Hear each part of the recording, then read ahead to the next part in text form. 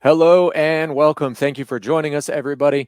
We have a very special episode today. We have Brad Akers from Brad Grows Businesses to speak on a unique approach to offline lead generation using your existing sales and production processes throughout the life cycle of a current project. So it's a very cool concept that Brad has spoken to us on pretty extensively, and we're pretty excited to bring it to you all today. So Brad's going to take us through four of his primary growth factors and detail the steps involved, highlighting how you can leverage RoofQuote Pro as a springboard for generating leads. And then we're going to close with a live Q&A. So any questions that you have throughout the episode, go ahead and throw them in the chat. We'll keep those organized, and we'll make sure that we've got those ready to go so that when we wrap up, we can get Brad to take those on live, and you can throw in more questions and thoughts and comments throughout the process here. So to get us started, we are joined by Mike Goldenstein of ROOFLE to jump in today. Myself, as usual, in the MC seat, and Brad Akers. Brad, can you give us a little bit of background on yourself? Sure. Yeah. So first of all, thank you for having me. I'm very excited. I started in roofing distribution right when I got into sales. It worked for SRS. Right when I got into sales, Hurricane Harvey happened, and so it was a pretty great springboard. So had a lot of sales, ended up being at like 6 million a year. But the thing that happened that I thought was very helpful for my career was I had people who came into Houston who ended up going all over the country. So I had a pretty interesting mix of clients where even though I was in Houston, I was selling to people in Florida, Denver, and all over Texas. So just got a lot of perspectives. The way that I got most of my business, because as you can see, I still got a little bit of a baby face. So you can imagine 8 years ago, I just learned everything I could about the business side of the roofing industry and also the implementation of things. So how do you, as simple as like, how do you create a takeoff from an eagle view to sales strategies for selling financing to online marketing? I made myself an expert in as many of those things as I could so that I could come in, help their team. And one of the big ones was, let me run some Facebook ads for you. If they close, you got to buy the job from me and then test me out that way. And that was one of my strategies. So that was start. After SRS, so a lot of time driving, by the way, as a territory manager for a roofing distribution company. So I got into podcasts, and most podcasts are about most of the ones I listen to were about being an entrepreneur. So I always knew I was probably going to want to go that route, but this definitely escalated it. And so ended up going off to partner with one of my clients on their roofing business. It's a 50-50 partner. And then also started a marketing agency, which was going to originally just be kind of a side hustle roofing business. We grew it over the year. Marketing agency kind of blew up because I think it's just a unique, someone who's running a roofing business, who owns a marketing agency. They came from distribution. I think there was just a lot of intrigue, frankly. And I ended up going all in on the marketing agency because it was just requiring so much of my time. Fast forward to now, they're in between, really had merged with a company, bought another agency, and then sold my agency a little over a year ago now. And right now we're focusing all on just working with contractors on building infrastructure around some of their client acquisition strategies. That's awesome. That is awesome. I love the concept of both kind of the trajectory that you took of kind of starting in the distribution, going into the actual production roofing industry, and then jumping into the marketing, and then going into a consultation based on that kind of length of experience. It's a nice trajectory and kind of brings a lot of well-rounded scope to what we're talking about today. And I'd like to tell a little bit of story about how Brad and I got connected, because again, our core product in RoofQuote Pro is an online widget that goes on a contractor website. But when we introduced between that and the rep quotes, I like to say you're only limited by your own creativity as far as how to start generating leads using this technology. That if you can have the 3 bits piece of information is super important to getting an accurate first estimate, which is the number of squares, the pitch, and the complexity. If you have that access to that in 2 to 3 seconds, what do you want to do with that information? And then so that kind of conversation, I was hearing some of the trainings that Brad was doing, and so we connected. We're like, because he has such a rich history already working strategies like this and employing tools and technologies like this. It became such an easy conversation between the two of us because, again, I'm more of the sales guy. I'm not. I appreciate marketing. I love marketing. I know that marketing makes, as a salesperson, makes me better because of the reach that they have. But I'm a sales guy. I want to generate my own stuff. And Brad is just a wealth of information and strategies and different tools and tricks about how to actually start generating your own stuff and using it, and without having to just rely on SEO and sitting there. It's kind of, to me, it's the approach of sitting back and waiting for the phone to ring, or go out and get your own leads. Yeah, well, I appreciate that. And it really is like a lot of what we talk about today. There's some things that might be surprising from a numbers perspective, but the strategies that I really talk people through and try to help them implement, they're not overly complex. And also there's nothing super novel about it. What is important is implementing things properly in the right order and in ways that are repeatable. And that's where we shine, is helping you take the things that you know work, that maybe you've not prioritized because you thought that it was just some natural thing that happens sometimes, and show you what happens when you organize a process around really focusing on some of the highest leverage points in your pipeline. So it's like kind of the concept of taking when you have like the perfect project and it goes well from start to finish, and a neighbor comes by and gets a quote from you during the process, and it's the perfect job. Everything goes well. You get a fresh lead out of it, maybe a fresh sale out of it. Everything's perfect. And well, how did we do that? Why did that happen? How can we repeat that? So now that we're kind of jazzed up for it and we're already on the topic, something that you speak on quite often, Brad, is the true cost of acquisition and the misunderstandings around it. So I know you've got a presentation ready and you've got some math for us. Do you mind breaking down how you calculate cost of acquisition and where people tend to miscalculate or overlook things? Yeah, absolutely. And I will share my screen here in a second. The big thing that cost per acquisition is among the most important numbers in a roofing business, partially because your cash flow is difficult to manage, and also it's misleading. So we're in a business where the numbers on the top can seem big, and margins are actually, like, in regards to construction industry, the margins in roofing are relatively low if you actually look at the averages of what people are selling. And then when you add in commission and the different overhead and marketing expenses, it can get really rough. And the thing is, if you don't see that's happening and you think all that's the big problem is that you're just not, your AR's an issue, you're not collecting fast enough, but you don't realize that even if the dust settled, you have far less profit than you actually realize. That's how people get in big trouble. That's why some of my distribution experience kind of emphasized these things for me, because I mean, there's some huge names out there that are in some pretty terrible debt with the suppliers, and you'd be surprised at who, and also you'd be confused because you'd think they're doing so many jobs, but how do you end up here? They shoot from the hip or do paper napkin math far too often. So sure, I'll share my screen if that's okay. Yes, please. All right. We all see it? Yes, sir. All right. So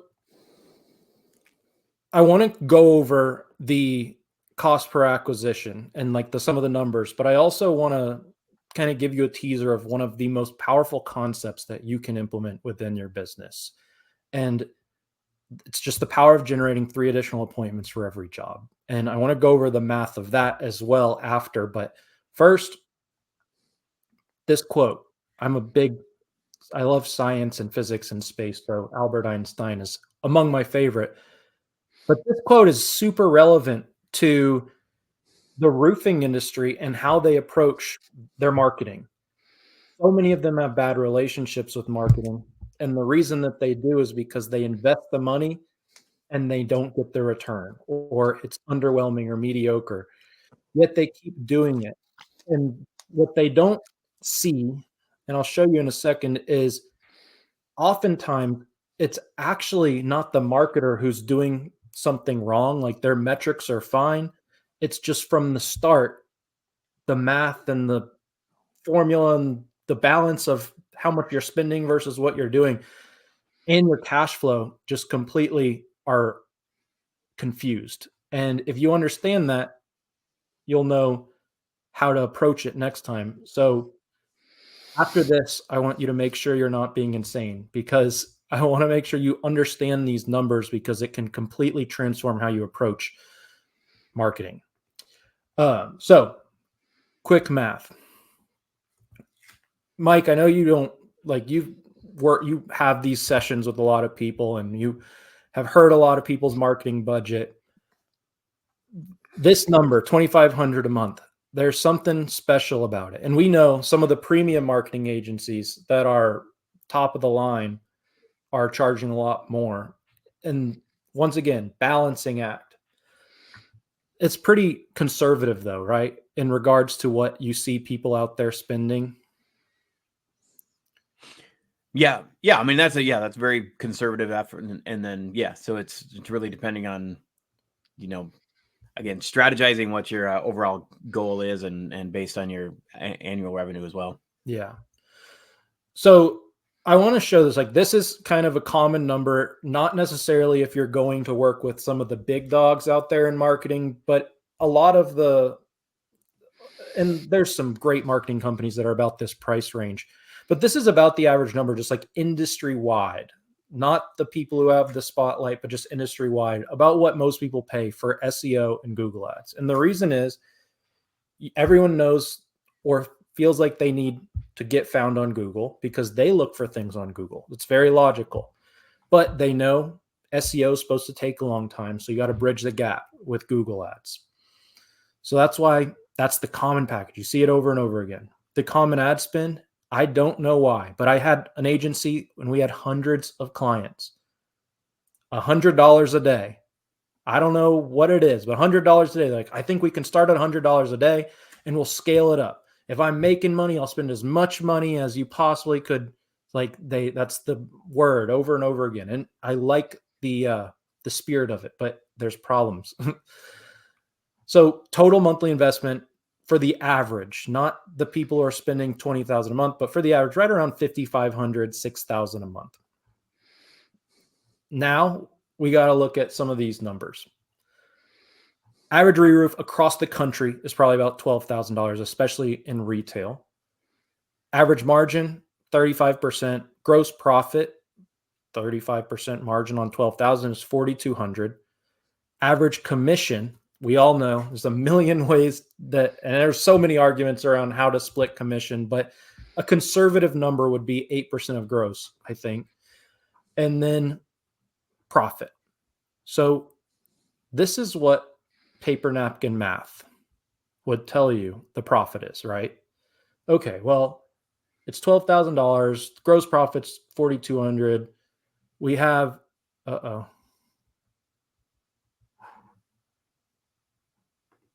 We freeze up.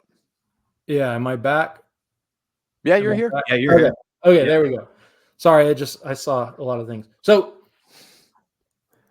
a lot of people would say, okay, my gross profit is probably like right around 3,200. But this is the math that's messing people up. We got to keep on looking. And these are good numbers, by the way. I just want to start. This is a good number. If someone says they can do lower, be careful. This is a common situation. If someone says that it's going to be higher, then be careful.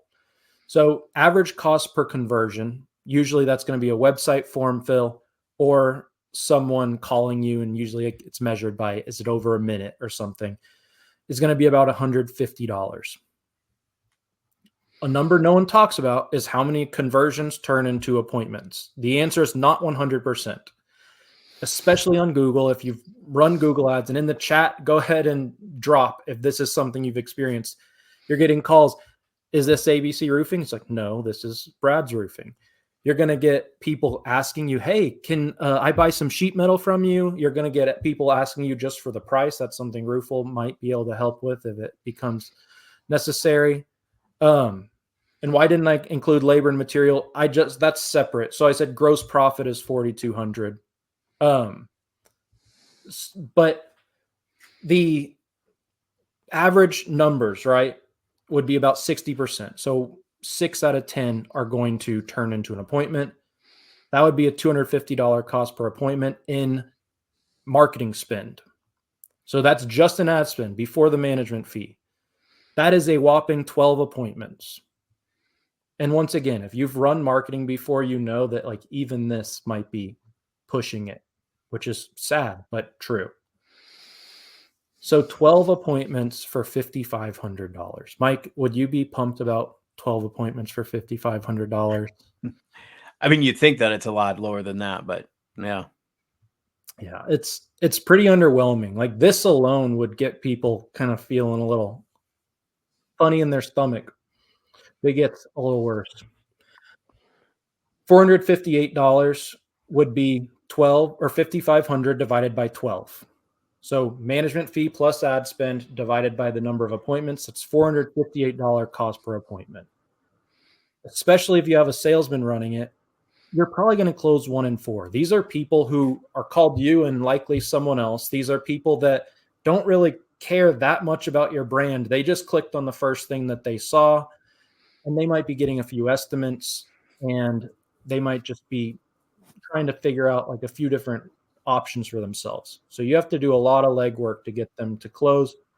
So about 1 in 4. So that would be in marketing spend, $1,800 out of the $4,200 in gross profit you spent on acquiring the customer. So still maybe making a little money on the job, but it's tough. Well, you got to add in more.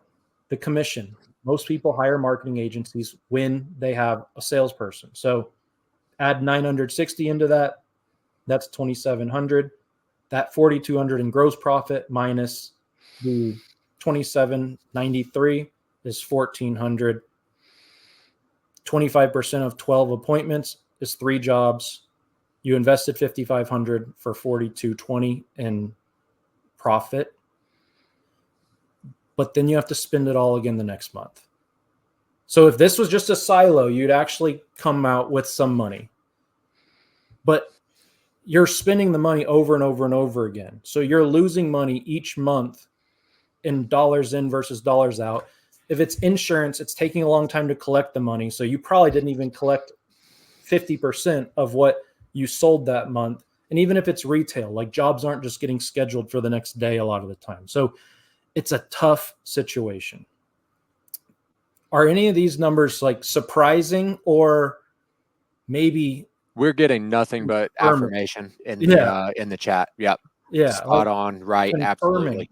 And that's the thing is like, once you do these numbers, you're like, should I even spend money on marketing? And the answer is like probably yes, but you still have to be more intentional and focused on it, because the way it's all balanced, if you spent way more on ad spend, your cost per appointment would be less and your cost per acquisition would be less. But cash flow wise, you're still taking, like, it's tough. That's just a bigger and bigger and bigger risk up front, which a lot of people, especially like if you're under 3 million or so, really can't do.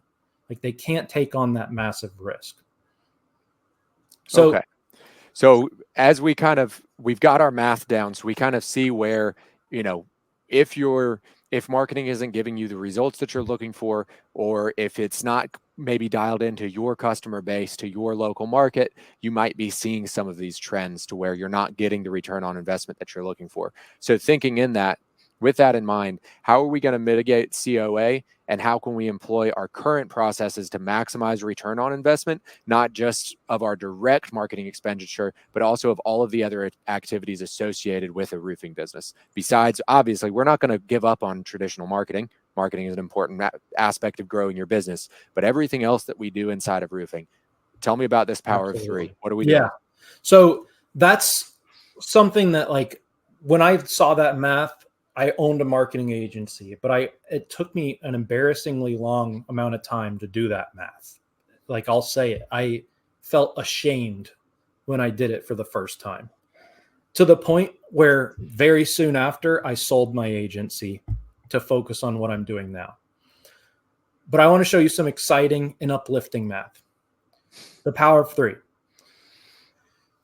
Ignoring marketing, this is a way to cut the cost per acquisition, but ignoring if you're running all the Google ads. Say you're doing 8 roofs a month, you're closing at about 30%. That would give you a baseline of about 26 to 27 appointments. So that's just about where you're just kind of hanging out. Pretty average. A lot of the time when I show these numbers, people are like, yeah, that's about my business. So this might be from referrals already that you're getting. This might be from some Facebook stuff you're doing. This might be from some SEO in your website. Like, there could be a few things in there. But now let's look at if you had a really good process to get 3 additional appointments for every job you do. And it is a process. Like I said at the very beginning, nothing's like revolutionary that we're going to go over, but the process is the important part. Having it organized and repeatable. Standard, making it part of your everyday, every job you show up on, keeping it front of mind. And tracking it and having accountability around it. So if you got 3 additional appointments for the 8 jobs you're doing, that would be 24 additional appointments. 26 to 27 appointments, your baseline, plus the extra 24 would be 50 to 51 appointments the next cycle, if these are months. And if your closing rate remained the same, and guy, you probably would actually increase your closing rate, but we'll not even count that. That'd go from 8 to 15 to 16. So the reason this is so crazy is this is not a very expensive thing to do. This is not an unreasonable thing to accomplish. When most people say this, like, oh, like, okay, I think I can do that between a referral or getting in touch with a neighbor. Like, I think I could get 3 additional appointments, because it's not an incredibly difficult feat. But this is what I said also at the beginning, like, the process are the important, but we need to figure out, what are we prioritizing? What are we actually optimizing for? Because cold leads aren't that fun. They really aren't. Like, running leads that are getting the 3 to 5 estimates, like running leads that you're just a number and they are commoditizing you immediately. Like, those people are what most are optimizing for. You're trying to get found on Google so you can be the first one they see, but that means they clicked on the first thing they saw and it was you. You're trying to run your Google ads so that they see you first. You're trying to get a bunch of reviews so your GMB is up there. All good things, but you're actually putting yourself in a position where a lot of these calls that are coming in, you're just the first one they saw, which means they've done the minimal amount of research and you're pretty much just a commodity. Yeah, you're entering a highly competitive world at that point of, you're fighting to be top of mind, or, one out of many rather than one out of one. Exactly. And so we'll get to the one-on-one part in just 2 seconds, but this is so powerful. And I want to show you guys basically how to do it. That's 90% month over month growth. Wild. I want to help people focus on these things. I want you to have control of as many variables as you can within your business. I want you to be self-sufficient. It doesn't mean that I want you to not outsource things. I just want you to be able to operate without outsourcing things. I want you to be consistent. Like, I want you to have something within your business that's creating consistent growth. And I really just want you to have a good foundation. And if you can have a strong foundation, then you can invest the big dollars in marketing, because you have a way to multiply that investment that's not solely dependent on the people who are running the marketing for you. So real quick, you know the answer, I'm sure. But Mike, where in this picture is the most opportunity? You just inspected this roof. They signed a contingency. Sorry, I don't have a better picture of damage, but we Yeah, can. the neighbors. Every house in the neighborhood. Exactly. So something we know about these people is they're probably about the same age, roughly. They probably about the same income level. They probably didn't have a force field over their home. So if there was a storm, I'd imagine that the same storm hit these other people. If it's a retail situation, they're probably about the same age roofs. And this is not saying always, but oftentimes. So these leads, these people are stronger opportunities than the cold leads on the internet a lot of the time. But here's something I want you to also think about. This is for you. So you know these people are a little bit warmer of leads, higher quality leads.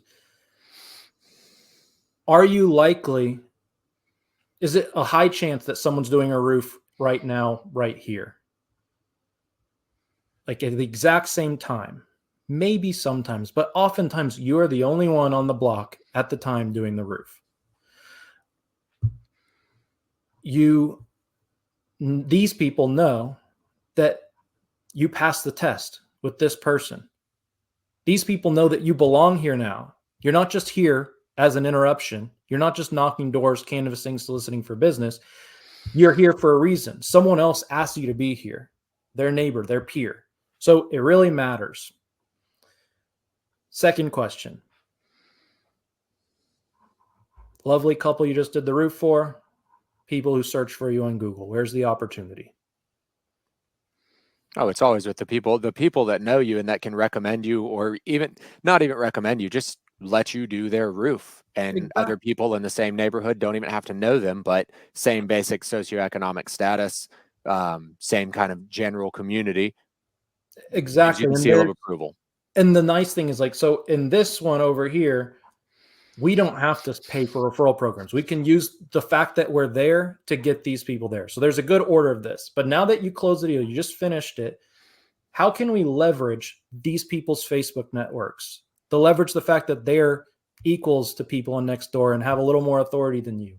Leverage the fact that they're friends with the parents of the classmates of their kids' school. Maybe they went to high school in the area and have a bunch of people.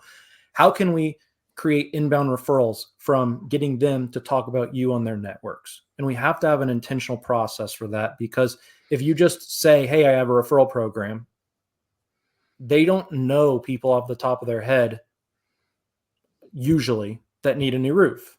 So you don't want to wait. We want to be more proactive, and you have to be proactive about getting the neighbors, not just wait for it to happen. You have to be proactive about getting the referrals, not just waiting for it to happen. So that's what we focus on. And this is what happens. Compounding. In one case, you have 4 appointments, you close one job. Okay, cool. Now you have one job, you get an appointment around the job, maybe an appointment around the appointment, another job, and so on. And it just keeps on growing and snowballing from there. And that's what we want to intentionally create. You already probably have this happening to a small degree within your business, but you're probably not leveraging it as much as you could. And leverage is a great word, because this actually is the biggest point of leverage that you probably have at your fingertips within your roofing business. So how do we do it? I know we're kind of, do I have like good for 5 more minutes or something before the Q&A? Oh yeah, absolutely. Okay. Absolutely. So like I said, not overly complicated. Some of the ways we do it are the 4 growth engines. These are the neighborhood marketing strategies. We want to create a direct mail strategy around appointments, appointments and jobs, anywhere that we belong. We want to create a canvassing strategy around appointments and builds. And we want to try to make sure that you're only talking to people once they already know you're there. So we want to make sure that you're not just a stranger. We want to get you as far away from the door-to-door salesperson as possible in the homeowner's eyes, while still being on their front porch sometimes, because there's not really a good way around that if you want to be proactive about getting it. But we do want them to flag you over. We want them to be the ones to make the decision. So sometimes it's just introducing yourself. And that goes to the communication. Like, how are you communicating with the homeowner that you're working with? And how are you communicating with the neighbors to maintain the authority and to get in front of the right people, because power dynamics matter.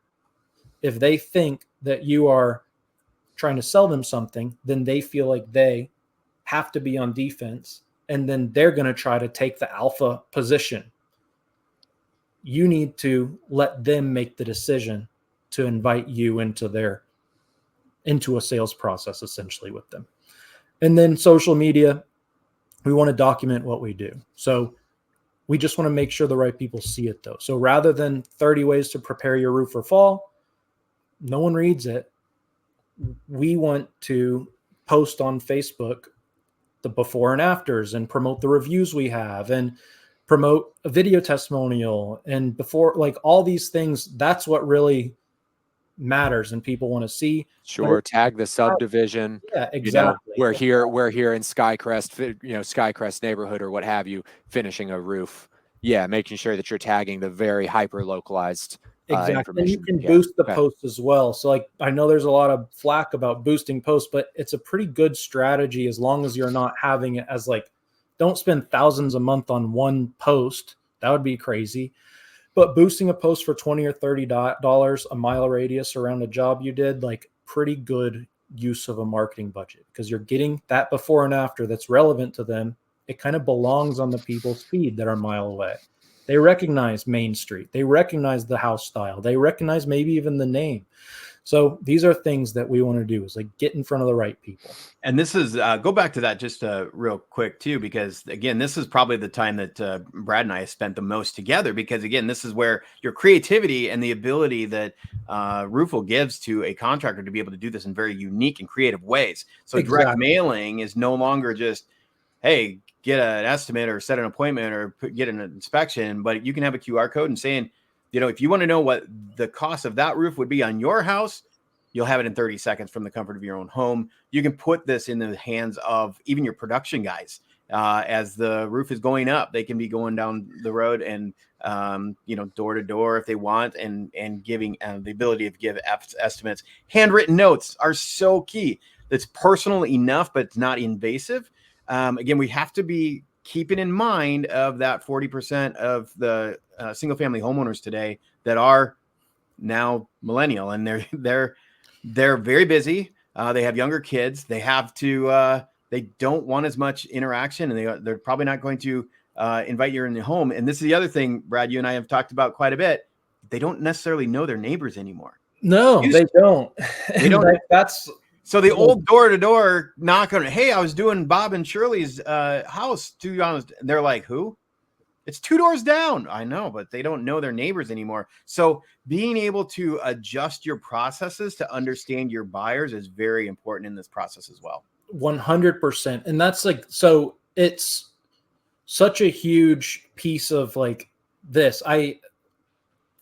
Adding in the instant estimator with these strategies, and I'm not just saying this, is putting it all on steroids. Because if you heard what I said a few minutes ago and a few times now, is you want them to make the decision. You want them to wave you over. You want them to know you exist.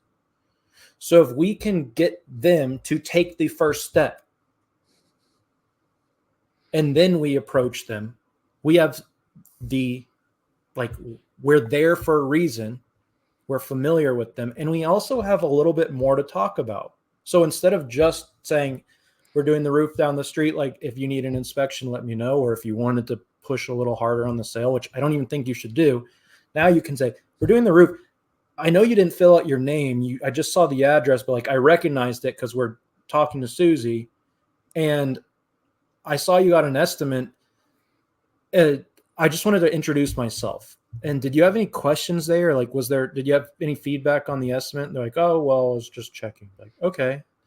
Have you had anyone look at your roof recently? Like, no. Okay. Would you like me to just check it out? And by the way, sometimes it spits out a little bit high. So if you'd like, there's a good chance we could even save you a couple thousand from what was on there. And there might even be some financing options. Like we have a really cool thing we're promoting recently where it's 0 money down for 12 months. It's like you just casually saying all these things and you're giving these people reason, and making it so easy and approachable. and you know that they were willing to at least take the effort. And a lot of people ask, what do I do with and ROOFLE, what do I do with the leads that don't fill out their name? The majority of the leads that don't fill out the name, if you can, like a lot of them will be stacked in the neighborhoods that you're working. So this is a great way to handle that. I was on a call with a contractor the other day, and he had forgotten that we have that address only leads part. He was just waiting for the fully converted leads that give you the name, the email address, and the phone number and all that. And he was waiting for those to come in. He had an entire section, and we went through those, and he's like, "Oh, we did their neighbor's house. We did their neighbor's house. We did their neighbor's." Remember, as soon as a homeowner comes and pokes around on your website and puts their address in to Roof Quote Pro, and because you own that, you are going to see neighbors that have gone in and found you, whether it was from a QR code on a truck wrap or on your yard sign or your catch-all or your equipter or whatever. You've got people that are poking around your website. You're gathering those, even if they're address only, that those neighbors are looking for a quote from you.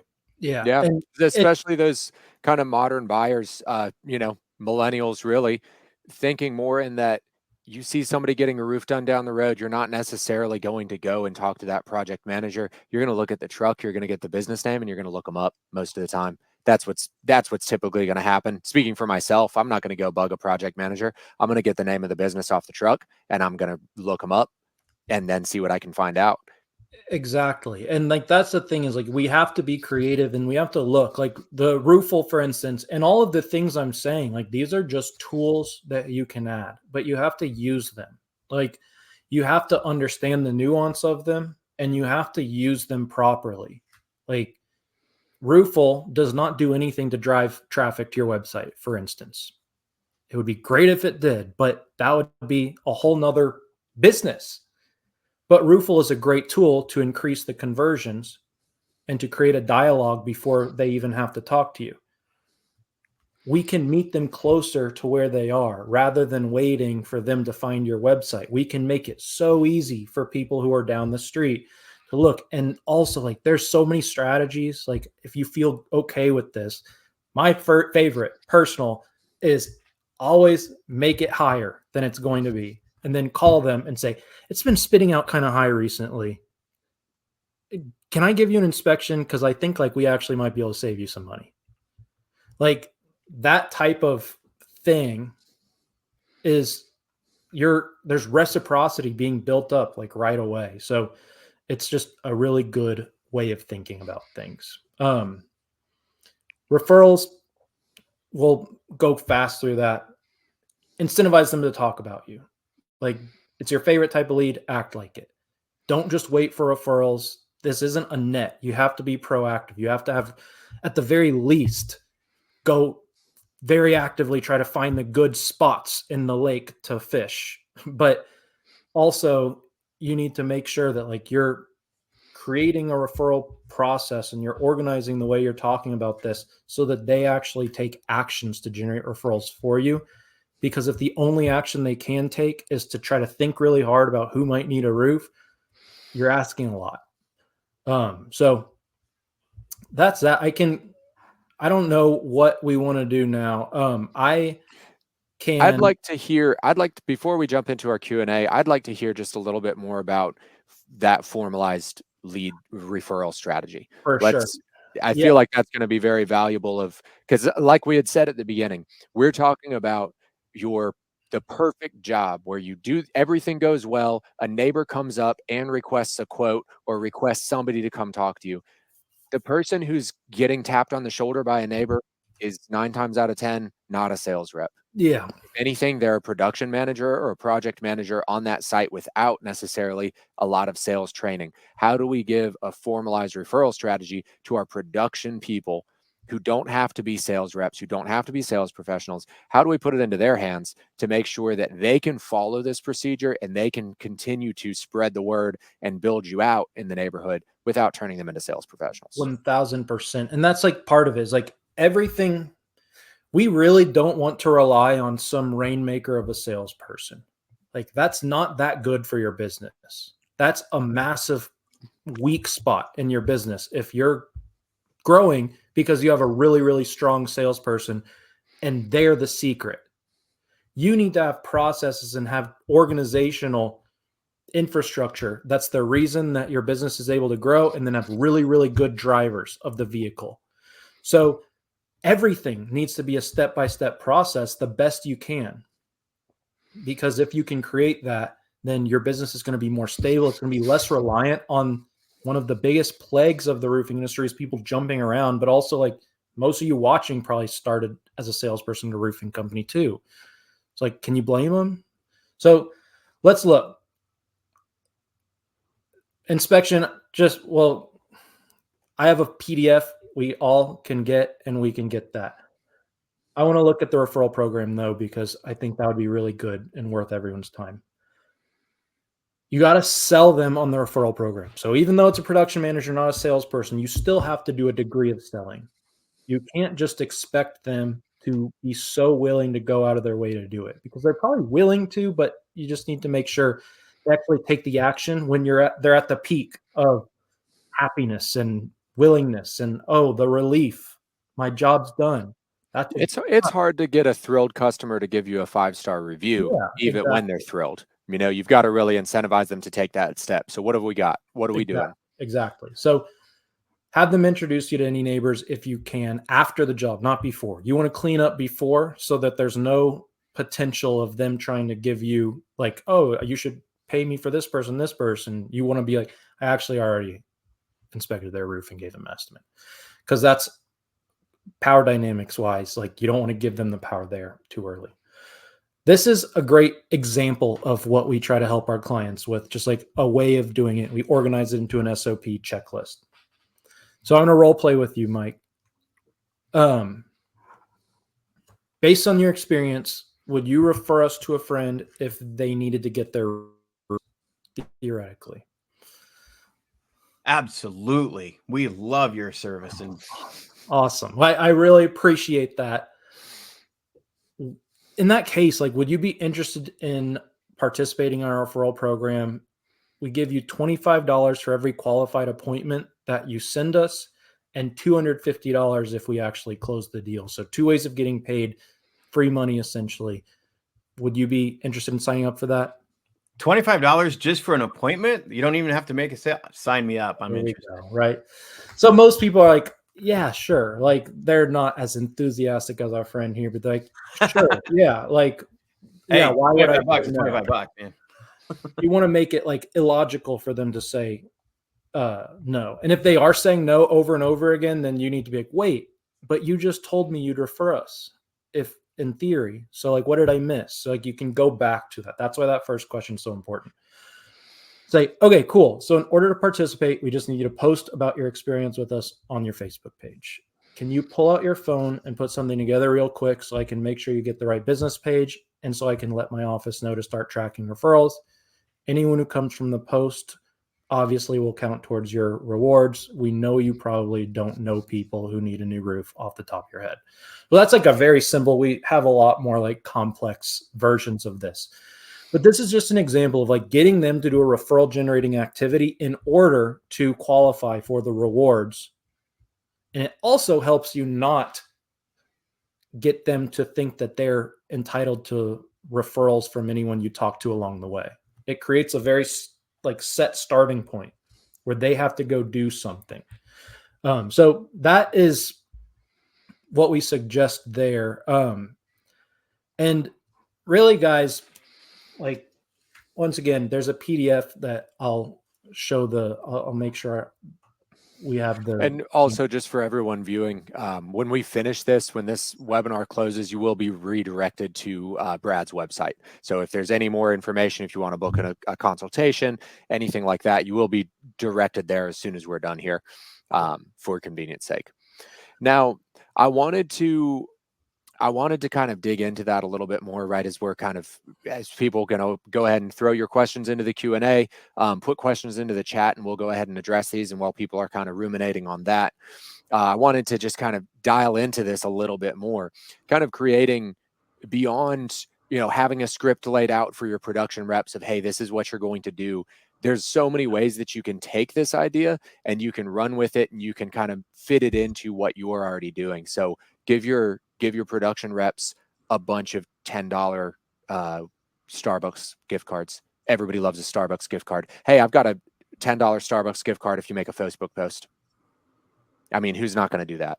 $10 to Starbucks. I mean, it'll only get you about a half a coffee at this point, but that's a half a coffee you don't have to pay for. So the ways that you can manipulate this strategy and kind of make it fit into what you're already doing. What other tidbits do you have besides scripts, besides besides flyers and stuff? What else have you got, Brad? Yeah, so 1000%, like what you just said, like you're approaching it the same way we think through it. Is you do have to bribe people, and that's okay. Sometimes like you have to get them to do the action. Like it doesn't mean that they weren't willing. An example would be, hey, we'll give you $50 for a video testimonial and $50 if you post about us on Facebook, or $50 for a video testimonial, $25 for posting about us on Facebook, and $25 if like, would you like $100 right now? Like, yeah. Okay, this is what you do. Like, there's a lot of different ways to do it. Now, what we need to think about is like why we're doing this. So there's referrals. We all know referrals are some of the highest quality leads. We want to be in a situation where people are choosing us. There's a formula essentially for, $20 gas card. There's a formula for a happy conversation with the prospect. And it is someone who knows your brand and chose to talk to your brand specifically because of your brand, because of who you are, because of what they know about you, to discuss a service. If it's service and then your brand was just a check, then you're not in as leveraged of a situation. So we need to try our best to prioritize these. And I think from an old school perspective, there's a lot of people who are less interested in, they feel like there's something wrong with paying for referrals or paying people to do things.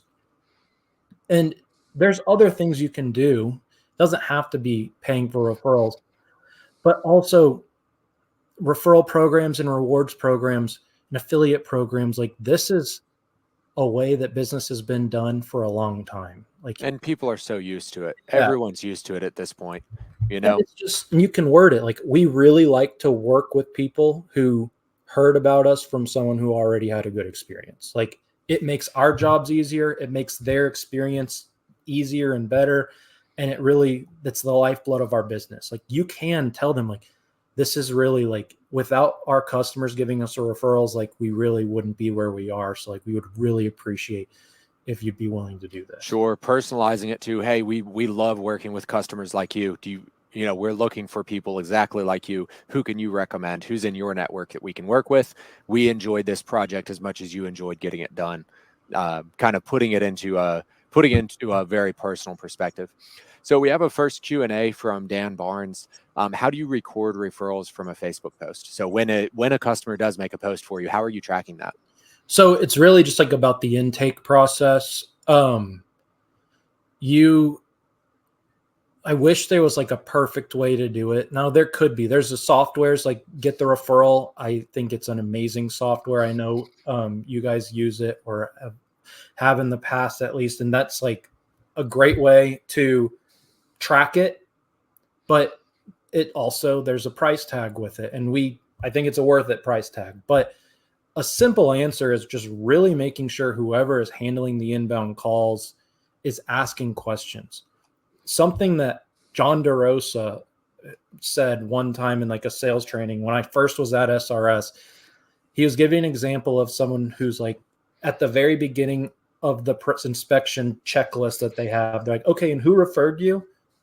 And the person's like, oh, no one referred me. They're like, ooh.